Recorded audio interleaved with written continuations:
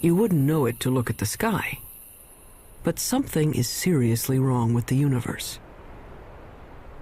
Astronomers have suspected it for some time. Now they're pretty sure.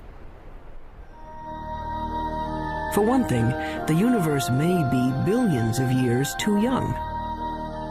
For another, part of the universe has been missing, a big part.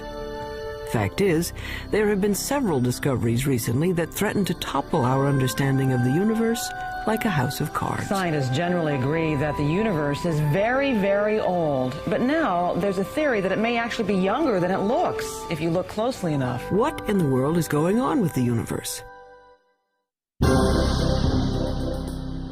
Astronomers have found, calculated, or conjured up outlandish, appalling things.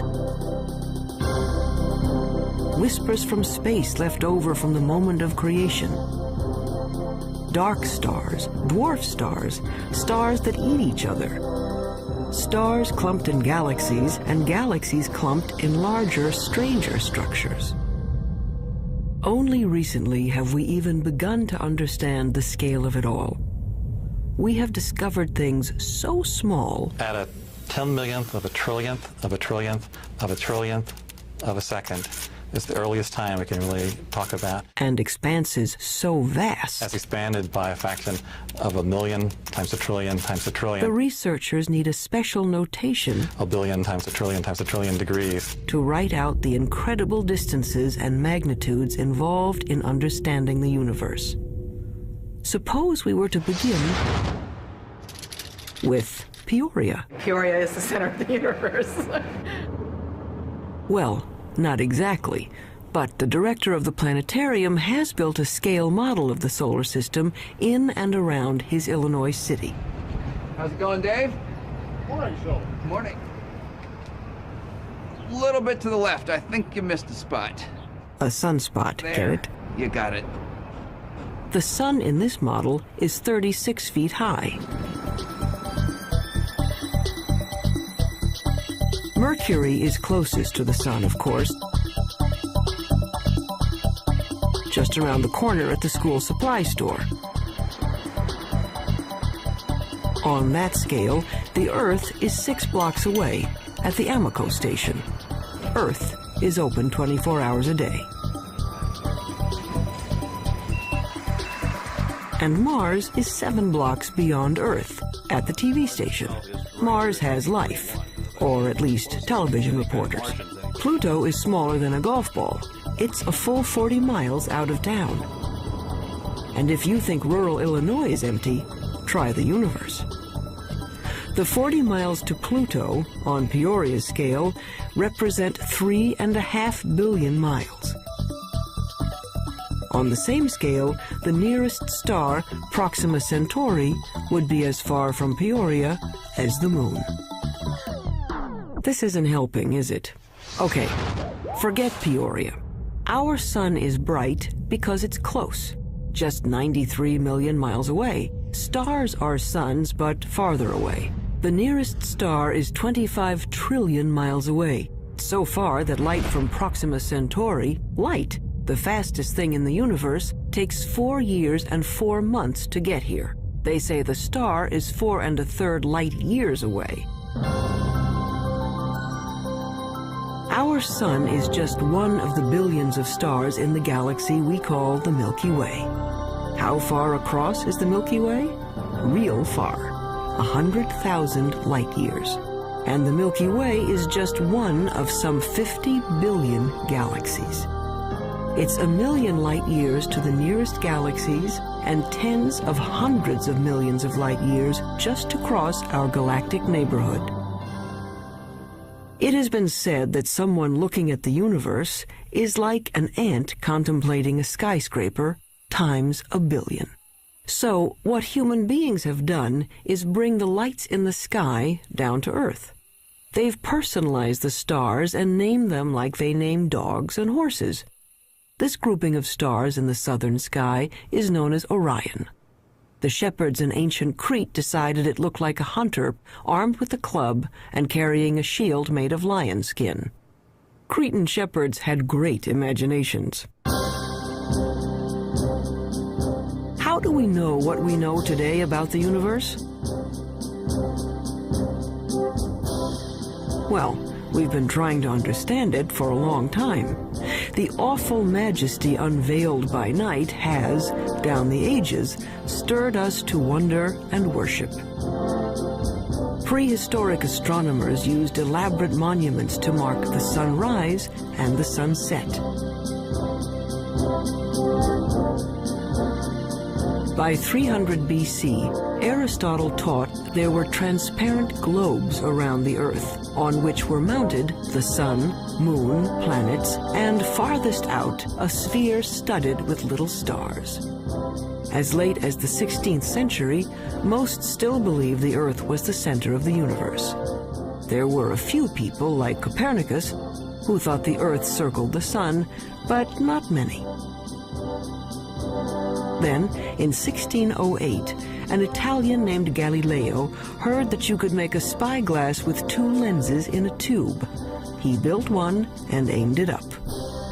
It was not until Galileo perfected the telescope around 1610 and pointed it at the Milky Way that he was able to say that the Milky Way was just millions of stars. And if you take a pair of binoculars on a clear night and look at the Milky Way, you'll just see that it's nothing but stars and clusters of stars. Galileo's telescope magnified things about as much as a pair of binoculars, but that was enough. He saw that Venus had phases like the moon, that the sun had spots on it, and that the moon had mountains, and that Jupiter had 4 moons. Aristotle's perfect crystalline spheres were shattered, and the universe stopped being simple. And there were other strange things out there. Remember Orion? Well, down in the middle of his sword was a star that wouldn't focus to a bright point, no matter how powerful the telescope. The object came to be called a nebula, and over time, astronomers found many such fuzzy blotches in the sky. Fast forward a couple of centuries.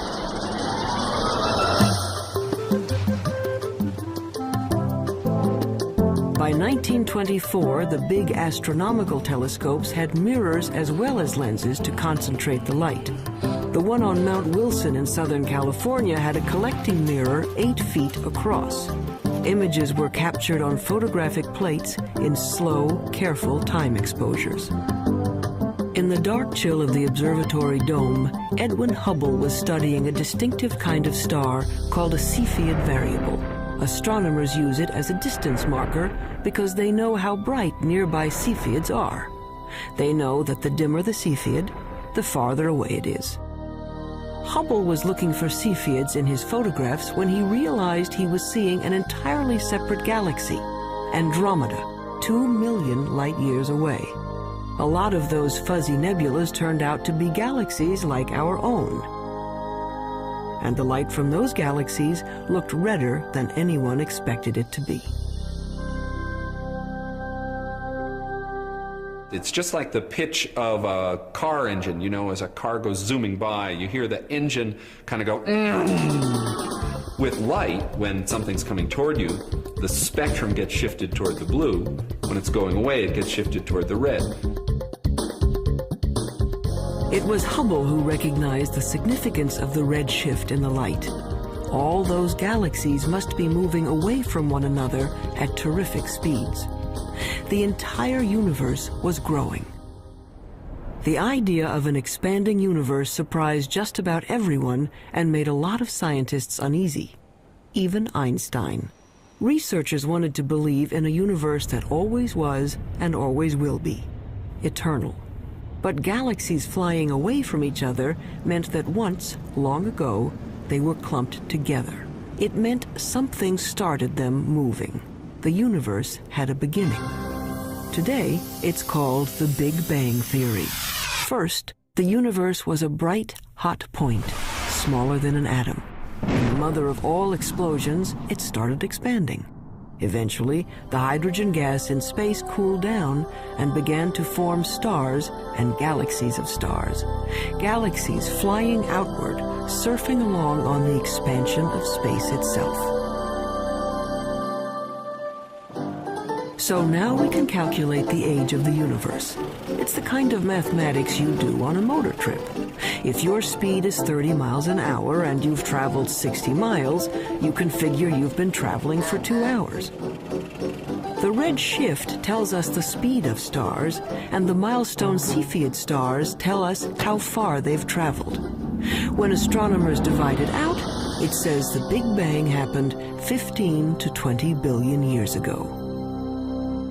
Long ago and far away. So who cares? Well, we're answering one of the most fundamental questions that human beings can pose, and that is, how old is the universe that we live in? How did it begin? And what's its evolution?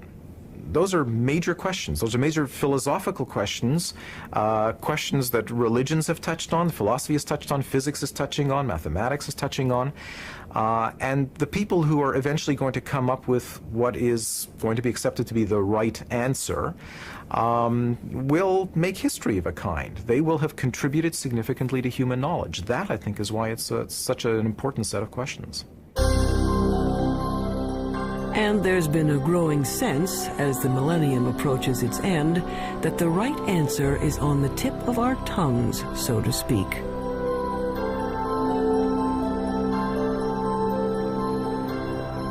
But not yet, not quite.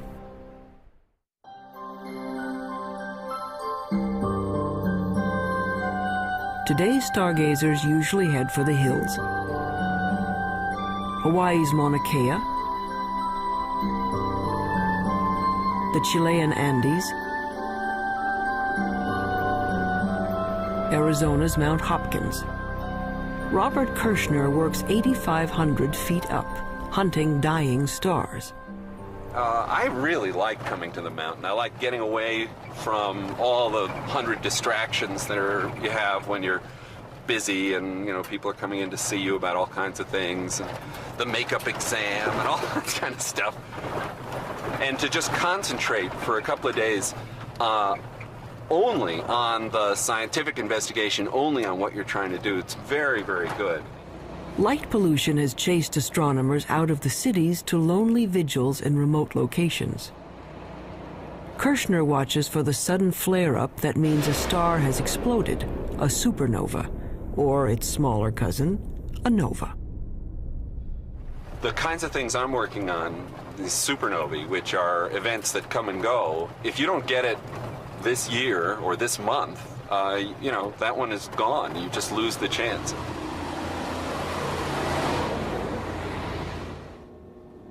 A supernova suddenly outshines its entire galaxy for a few weeks. If Kirshner and his colleagues can calibrate these cosmic flashbulbs, supernovas may prove even better mileposts than Cepheids. The game now for the supernovae, I think, is to find distant ones and to see if they really are the same as the nearby ones. Then we'll have a reliable tool to map out large-scale structure in the universe, and the supernovae, the Type 1 supernovae, look to me like a really good candidate for that. It's easy to find where supernovas have been. There are clouds of dust and gas in space marking places where stars have blown up. But supernovas are rare. A galaxy of 100 million stars might have one exploding star every 100 years. So Kirshner watches and waits. Well, the heroic age of observing has really passed. It used to be that you would be outside the whole night long, instead of sitting in a control room where a television brings the signal in and you're operating on a computer keyboard. 24, okay, CCD in the right mode. It's hard staying up all night. Ours good. But there's a kind of sense of adventure to it that is a little bit like being a kid and lying out in the snow and kind of figuring out the constellations. Some of that is good for you, too. Yeah, fine. Breaking in the cookies already. Oh, I can have a cookie if I You want. have 10 hours to go. Look at all those cookies. I have one every half hour. I'll need the whole. In this era of digital cameras and electronic light amplifiers, men are still watching the skies and craftsmen are still grinding telescope mirrors.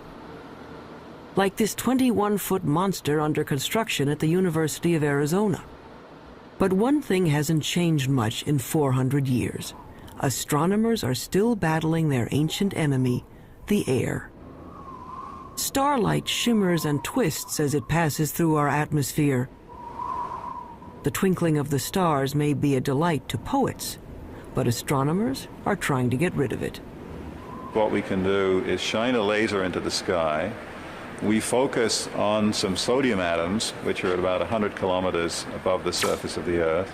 We can make those glow with the laser and create an artificial star, which is sort of directly in line with the very faint object we want to look at.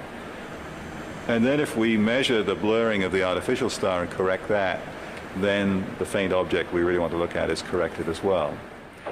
And we have liftoff of the Space Shuttle Endeavour. But until that technique is perfected, astronomers have another way to take the twinkle out of the stars. All they have to do is put the telescope above that pesky atmosphere, in orbit. In 1990, NASA launched a space telescope and named it for Edwin Hubble. Unfortunately, its mirror was made wrong and its first pictures were blurred. Astronauts had to go up and fix it. Let's go fix this thing. We copy. Move it out of the sun a little bit. We had a good aliveness test. Outstanding. Houston, Endeavour has a firm handshake with Mr. Hubble's telescope. Please copy that, Kevin. There are miles galore down here. It could be real exciting for the astronomical community, I guess, and for the whole world to see what Hubble really can do with a good set of eyeballs. The out-of-focus pictures gave way to spectacular shots of interstellar dust clouds and the great galaxies of stars. In just one bit of the sky, a tiny patch that could be blocked by a grain of sand held at arm's length, astronomers found 2,000 galaxies. They were seeing better than they ever could before. So one way of looking at it is if there was a firefly in Tokyo, and here we are in Washington looking at it, we could tell if there was another firefly 10 feet away, we'd actually be able to distinguish them.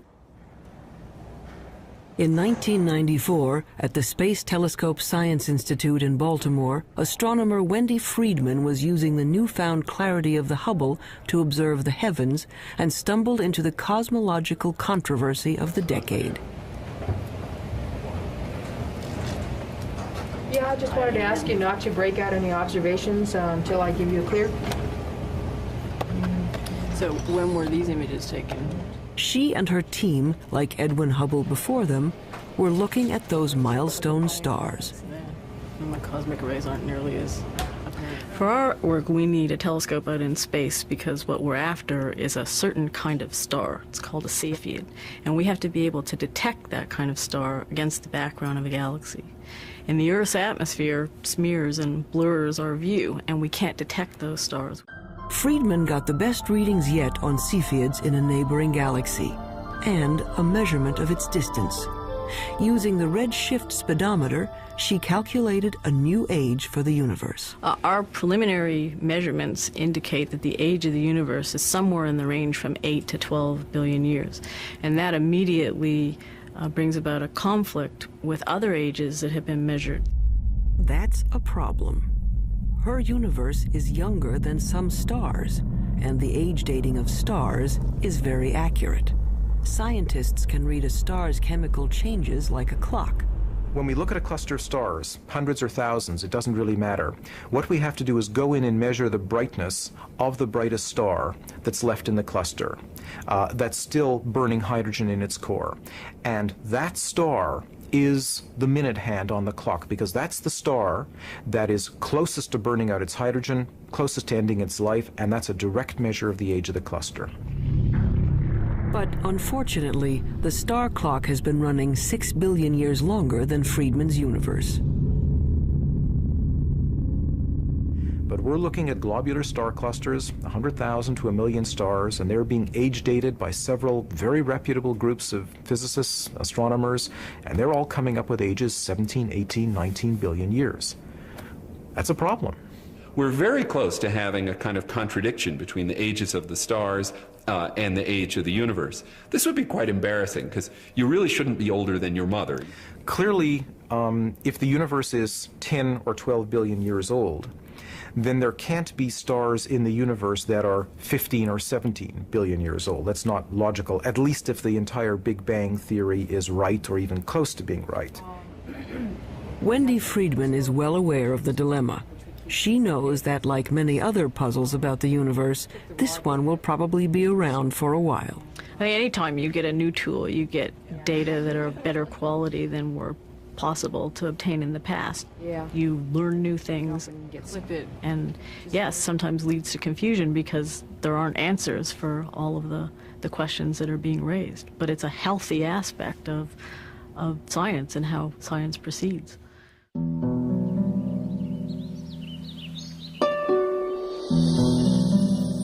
There's more to the universe than meets the eye. We can see only a small part of what's going on out there. What we call visible light, the rainbow from red to violet, is a small slice of a larger spectrum.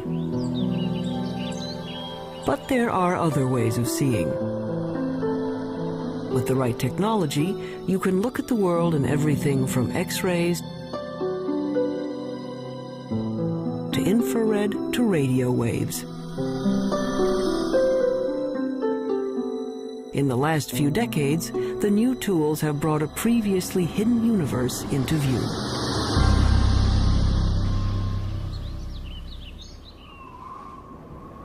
Take the sun. Nothing to do but roll around heaven all day, right? But by using the X-ray part of the spectrum, astronomers can see the sun is a very busy place. Pictures made by X-ray detectors show there's a cauldron of nuclear reactions boiling beneath its surface.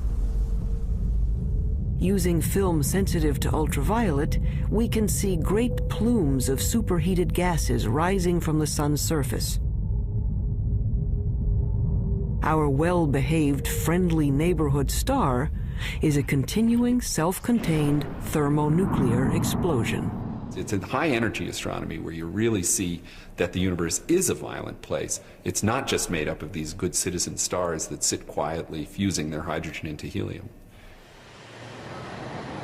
NASA is looking at the lower end of the spectrum, infrared light. Infrared is absorbed by moisture in the Earth's atmosphere. So infrared telescopes are mounted on planes to lift them above the clouds.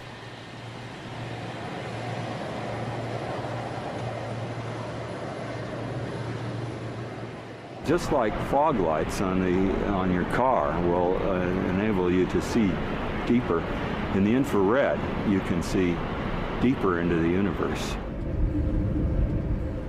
We warm human bodies shine in the infrared.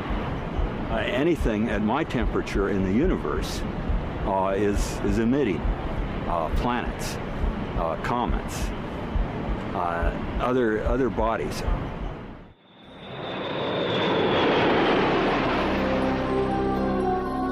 The star-forming regions of the universe are often hidden from view by dust clouds, until infrared astronomy allowed us a way in. Now we can see clouds of frigid hydrogen gas condensing and starting to heat up as stars. The sky in the infrared is a strange and wonderful place. Once we learned where to look, we could peek into these stellar nurseries and snap some baby pictures. This is Hubble's view of the Eagle Nebula. The bright spots on the edge of these monstrous pillars of gas are brand new suns.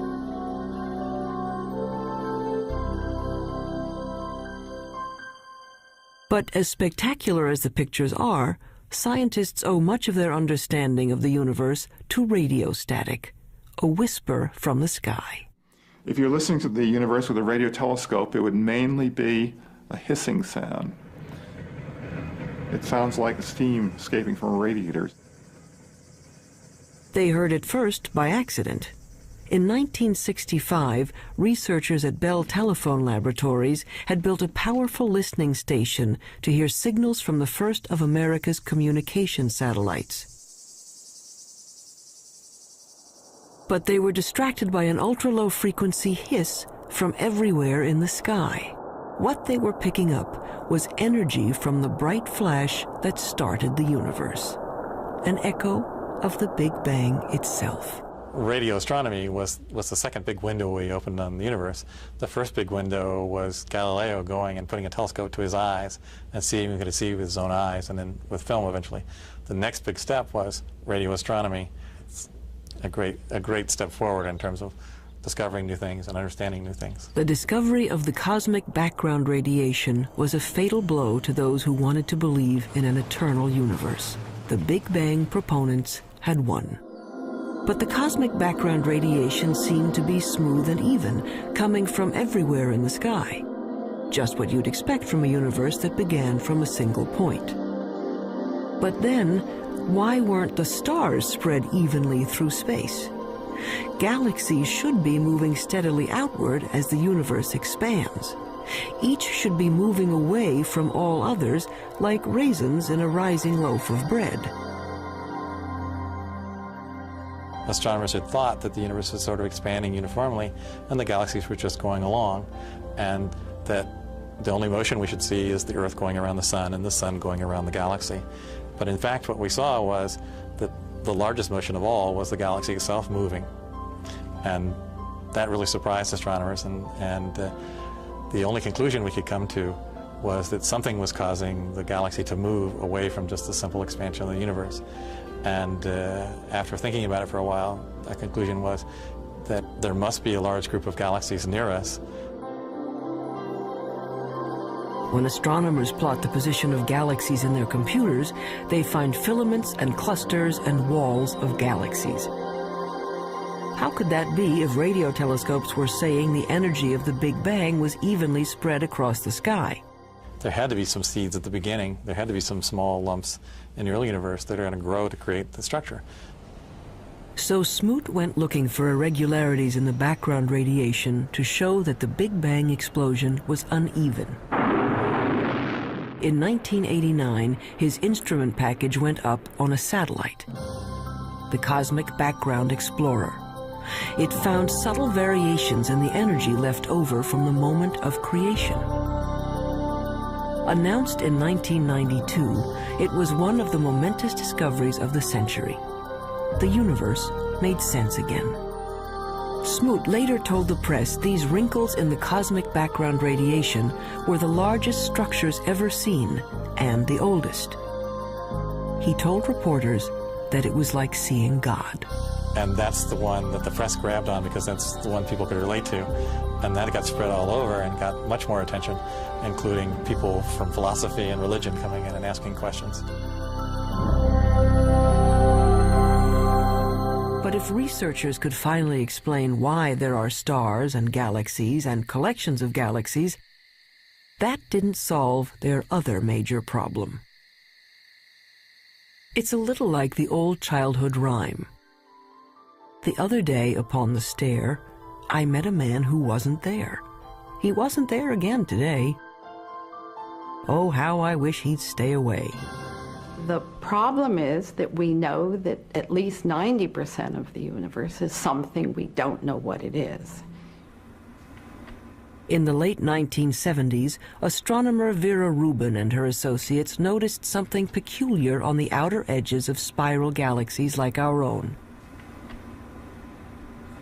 Like flotsam caught in a whirlpool, stars on the fringes of galaxies should be moving more slowly than stars at the center. But what Rubin saw appeared to defy the laws of physics. The stars on the edge were moving just as fast as those in the middle.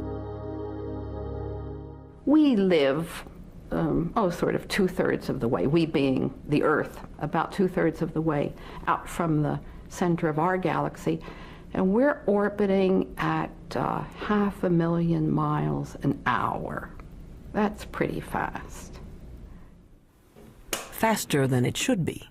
Such velocities could only be caused by an enormous gravitational pull, which requires more matter than anyone had detected out there. A lot more. It was a shock to learn that when we were studying the universe, we really weren't studying the universe. We were studying just the 5 or 10% of it that was luminous. So it's like, I don't know, trying to study the Earth and just looking at Pennsylvania.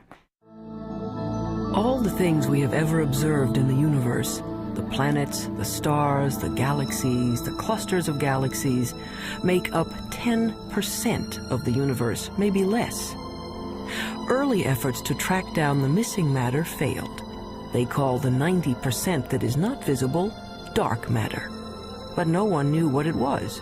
Maybe dead dark stars, or some kind of cosmic dirt, or maybe a whole lot of something extremely small is filling space.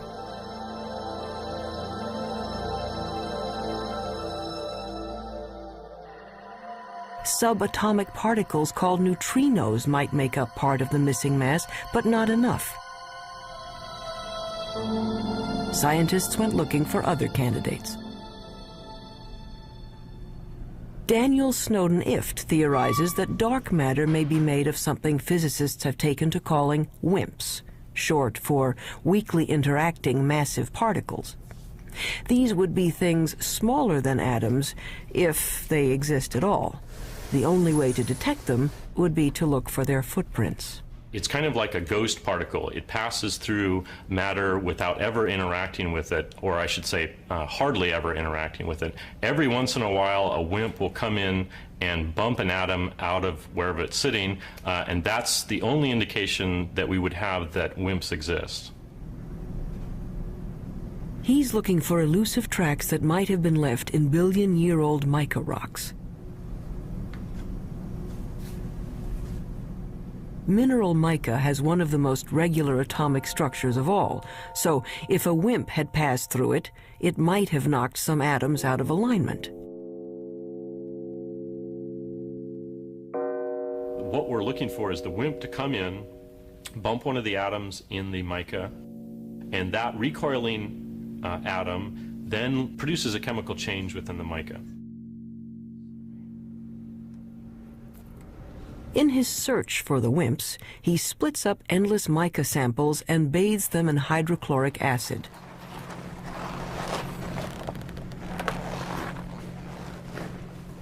It's a little bit like developing a photograph. The etched mica goes under a super microscope, which magnifies it 50 million times. Mica may be the perfect place for clues to the missing mass. Unfortunately, to date, Daniel Snowden-Ift hasn't found any WIMPs. Researchers stunned a 1996 meeting of astronomers when they announced they had found the dark matter, or at least some of it. They had picked up ripples in starlight caused by dwarf stars too dim to be seen directly. A halo of these objects surrounding galaxies would account for the missing part of the universe. To bug the physicists looking for WIMPs, the astronomers call these tiny dense stars machos, massive compact halo objects. The research to confirm the mysterious source of gravity goes on. I would like to think that in 10 years we know what the dark matter is, but I wouldn't bet very much money on it. But advances usually come in very surprising ways.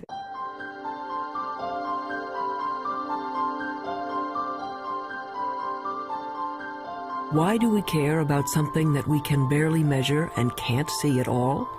Because it might tell us how the universe is going to end. Matter makes gravity, and gravity is the only thing that can act as a brake on the expansion started by the Big Bang. If there is not enough dark matter, the universe may go on expanding and cooling to end not in a bang, but a shiver. If there is enough dark matter, the expansion of the universe will coast to a stop and reverse, everything falling back together, till the Big Bang ends in a big crunch. And maybe, just possibly, a new Big Bang to start things up again.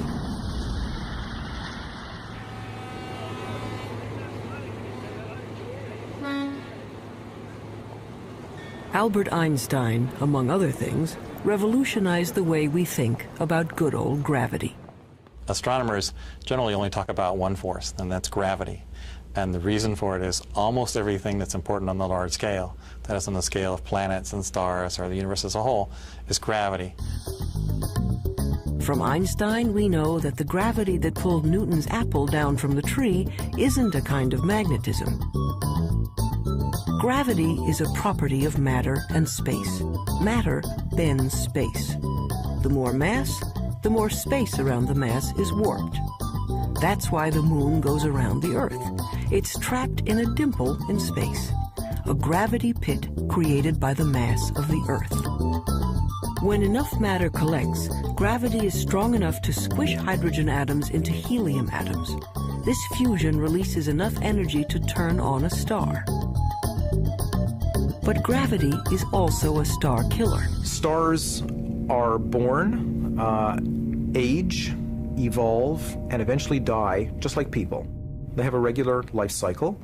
During the entire life of any star, there is this delicate balancing act, because gravity is always at work trying to crunch the star down into a small point, and the high internal pressures are trying to blow the star up and blow it apart. And for about 90% of the life of the star is in nearly perfect equilibrium. And it just sits there, burning away and producing radiation. But when the fuel is gone and the fires go out, gravity is free to collapse the star. A medium-sized star like our Sun will burn steadily for 10 billion years. Then, in a kind of cosmic spasm, it will puff up to engulf the inner planets before collapsing into one of those white dwarf stars. A star twice the mass of our Sun would collapse even farther, ending up as a super-dense star the size of New York City, a neutron star. A teaspoonful of stuff from a neutron star would weigh 100 million tons. But what happens to a bigger star when its fires die down? Say a star 50 times the size of the Sun. It may blow up as a supernova, leaving a neutron star, but then it keeps on shrinking to infinity. An infinitely small point with a gravity so powerful that not even light can escape. There's no there. It's a black hole. And the analogy that we have to space being stretched by the material is you have a rubber sheet and you put a ball on it and it causes a dent. Put a heavier ball, it'll cause a deeper dent. If you put a heavy enough ball, it'll just tear through the rubber sheet altogether. If you force too much matter into a limited amount of space, it'll just tear space like tearing the rubber sheet. You can be forgiven for thinking a black hole is some sort of weird science trick. An infinitely small, invisible star defies common sense. It's what happens when you use mathematics as your lens on the universe. But out here on the high desert of New Mexico, they've found that black holes do exist outside of equations. 27 giant radio dish antennas, each 80 feet wide, are positioned over 13 miles to form a single huge radio telescope. They call this very large array of antennas the VLA, which stands for the Very Large Array of Antennas. James Moran is one of the world's foremost radio astronomers. The VLA has had a tremendous impact over the last 15 years. It's very important because it has tremendous versatility. This technique of radio interferometers was developed after World War II, but this is the first really big array. Dust obscures light rays, but this instrument can penetrate that dust because radio waves go right through the dust, and we can see down to the core of things that can't be seen in optical astronomy, for example. It turns out that a black hole can create radio signals as it sucks in matter. The signals can show up as a beam of microwaves, a microwave laser, or maser. Why you would find a maser in a black hole is a complete mystery. I don't think anybody would ever have predicted this. What we have found is that there's actually a very light molecular cloud in a disc shape. My friends refer to it as the maser frisbee. We didn't go looking there hoping to find something coming out of very compact region around the black hole. It just plopped onto our computer printouts. A black hole can attract dust and gas in its neighborhood into a whirling disk of molecules. Those molecules release great bursts of radio energy as they are drawn in. There seem to be black holes made not from single stars, but from whole clusters of stars. They have a mass 100 million times that of our sun. But these monsters are still infinitely small points, capable of gobbling up other stars. But where does the stuff that falls into a black hole go? Does it just fall out of the universe? Possibly. Or it may pop up somewhere else in space. If you'll excuse an indelicate metaphor, there may be white holes regurgitating matter eaten by black holes in another part of the universe, a wormhole in the fabric of space and time, allowing you to go from one location to another without crossing the space in between. Or it might go to another universe entirely. Astronomy's reigning theoretical genius, Stephen Hawking, proposed that the black holes in our universe might well give birth to other universes. In fact, there might be any number of universes, like bubbles in the bath. We don't know, and probably can't know. If you fell into a black hole, you'd be stretched until you were thinner than a strand of spaghetti, which wouldn't bother you because time would stop. The rules of the universe as we know them don't seem to apply to black holes. That's what happens when you start messing around with infinities. It leaves us with a universe with holes in it. A universe with a lot of room for imagination.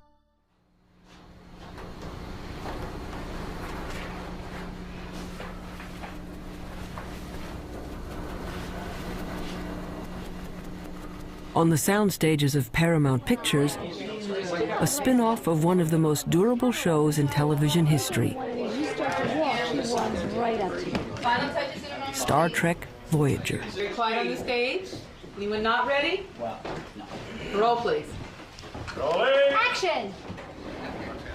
I want a full systems report. And Mr. Kim, Mr. Tuvok, I want every iota of information that was recorded regarding this phenomenon. Let's see what you have, Mr. Kim. There. It's registering only on subspace bands. We don't even have it on long-range sensors yet. Verteron emanations. Tunneling secondary particles. It certainly looks like a wormhole. But is it stable enough for us to enter? And if it is, where does it lead? There is, of course, a 75% chance a wormhole will not lead to the Alpha Quadrant. Great. Changing Jennifer's mark. That'll be Jennifer's mark. Yes, I gave that to her. I changed it. Real-world astronomers have confirmed now there are planets circling other suns. The problem is, we can't get to these other worlds in any reasonable amount of time. 20th century physics says nothing can go faster than the speed of light. You want black wrap that? Sure, go ahead. But that would be much too slow for a 24th century operation like Star Trek. The dramatic need of a television series called Star Trek is that we need to travel to a different planet every week. So Gene Roddenberry said, well, okay, we're going to have something that he called warp drive, which somehow warped space and let us travel through subspace. How does this work? We don't know. But nevertheless, we see it work every week, and hopefully the audience buys it. A lot of scientists love this show and have even written books showing how Star Trek physics might work. Take anyone? Felix, what happened to you? It's After all, it wouldn't be science fiction if it didn't have science in it. Star Trek science advisor Michael Okuda. Our core fan audience is tremendously scientifically knowledgeable, and when we violate the laws of physics or the laws of physics according to Star Trek, they let us know, so they keep us honest. In the third season of the show, once we had a phaser come out of a photon torpedo port, something that I, to this day, don't know the difference between. And we got over 100 letters the next day. Any analysis yet, Ensign? Too far away. We'd have to be within 1,000 kilometers to get a detailed analysis. But that would mean a significant course change. Well, Mr. Kim, if there's even the possibility of finding a wormhole, I think we can afford a detour. Scientists take wormholes seriously enough that they have become an assignment in George Smoot's physics class.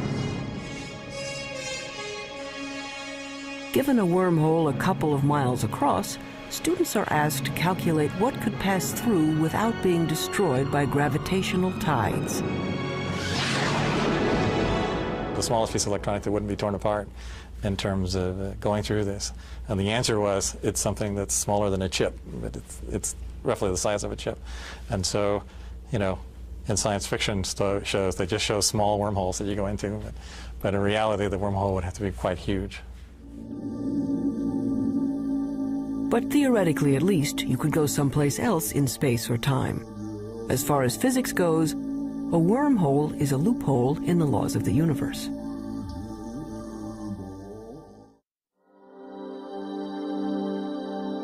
So we are left with questions. Why do some stars appear to be older than the universe? Why do galaxies move as if there were something dark and huge out there? We're not making people live 200 years. We're not doubling the gross national product. What we are doing is enriching everybody's lives by trying to answer some of the questions that I think everybody's interested in.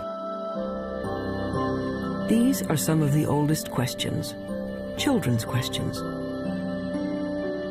Where did we come from? Where are we going? Are there other worlds?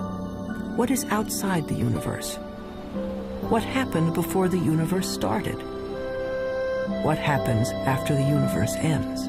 You want to find out, well, where does science end and where does philosophy take over? And it's not clear where they do. Modern astronomy is a young subject, and each time we get a new and better tool for looking into the void, we find surprises. More and more data that doesn't quite fit. And I think it's portrayed as if the field is in total confusion and chaos, and I think very often it appears that way at the forefront when things are not understood and there are unsolved problems. But progress is being made. The fact that we're able to take these subtle clues, that things you can barely measure with the biggest, most sophisticated instruments, and figure out that they are telling you about what the universe was like 15 billion years ago, I think that's a terrific thing. Why does the universe exist? Given the fact that it does exist, the fact that it is as exquisitely beautiful, as exquisitely tuned as it is, that it works as astonishingly well as it does, and that we, very tiny creatures on a rather remote planet, not in any special place in the universe, have been able to evolve in this universe and sense the universe, the entire universe around us, that we can sense that there are things out to 15 billion light years away from us. That to me is just a mind-boggling concept. We are the only star in the universe that we know about that has life, so perhaps that makes one feel a little more unique and life a little more precious thing, knowing that it doesn't seem to be that common. We are part of the universe. The material that we know, the matter we're made of, started out as atoms produced by exploding stars. I like very much the fact that every atom in our bodies has come from some star.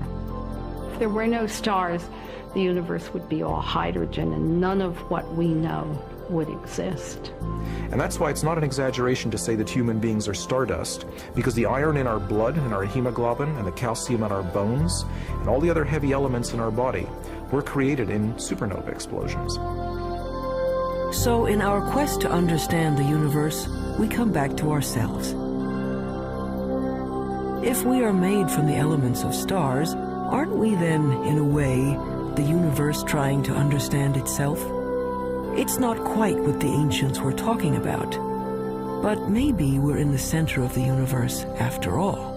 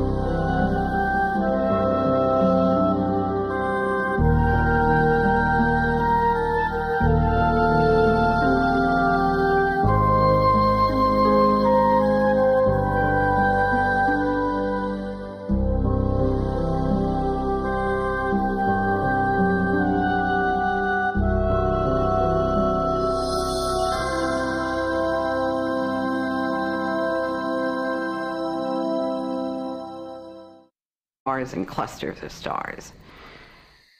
Galileo's telescope magnified things about as much as a pair of binoculars, but that was enough. He saw that Venus had phases like the moon, that the sun had spots on it, and that the moon had mountains, and that Jupiter had 4 moons. Aristotle's perfect crystalline spheres were shattered, and the universe stopped being simple. And there were other strange things out there. Remember Orion? Well, down in the middle of his sword was a star that wouldn't focus to a bright point, no matter how powerful the telescope. The object came to be called a nebula, and over time, astronomers found many such fuzzy blotches in the sky. Fast forward a couple of centuries.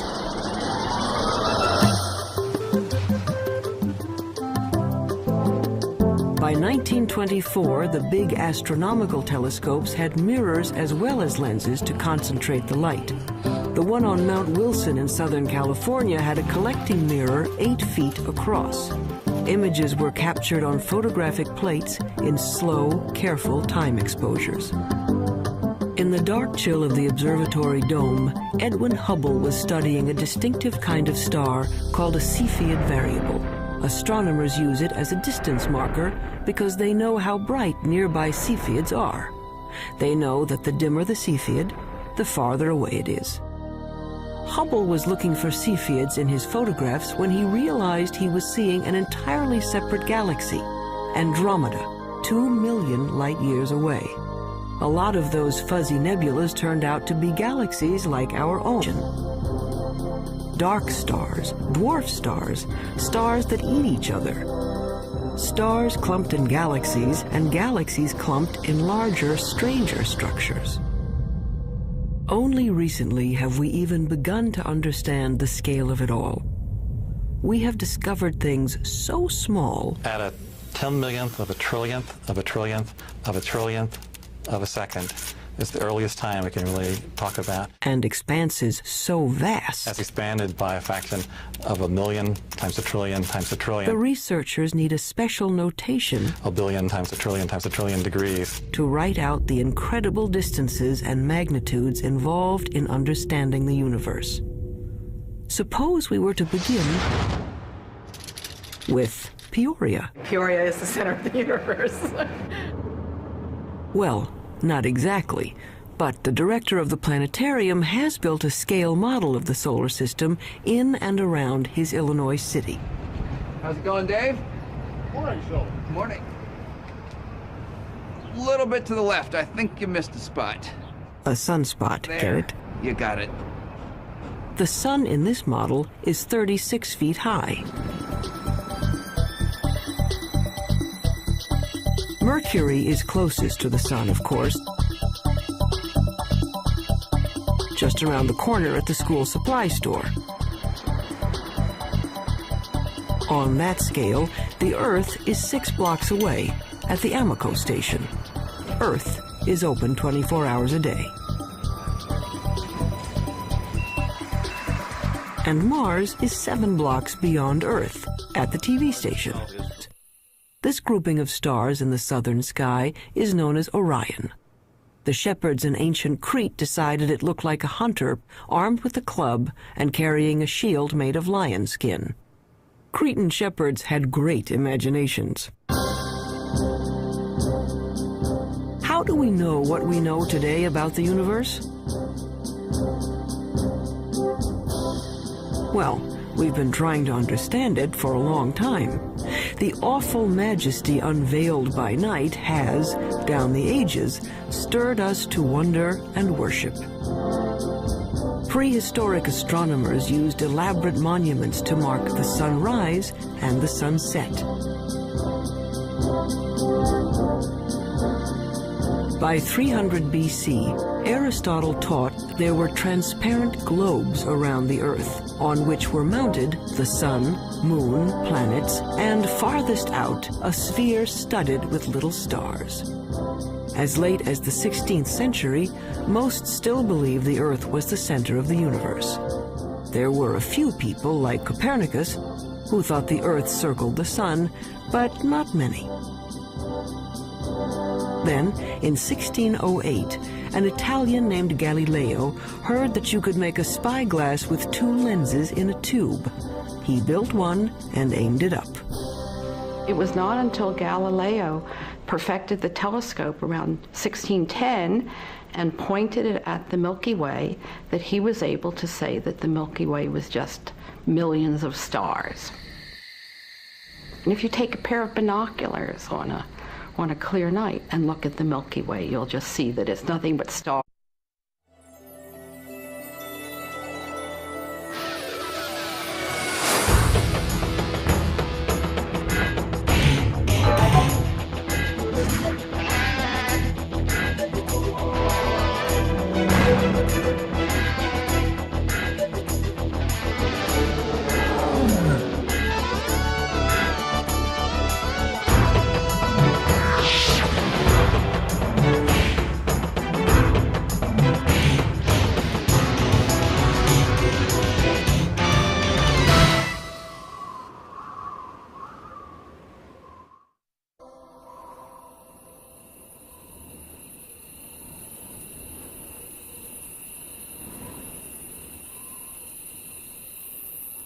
You wouldn't know it to look at the sky, but something is seriously wrong with the universe. Astronomers have suspected it for some time. Now they're pretty sure.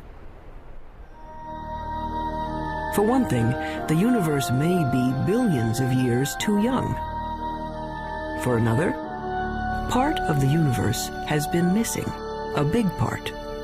Fact is, there have been several discoveries recently that threaten to topple our understanding of the universe like a house of cards. Scientists generally agree that the universe is very, very old. But now there's a theory that it may actually be younger than it looks, if you look closely enough. What in the world is going on with the universe?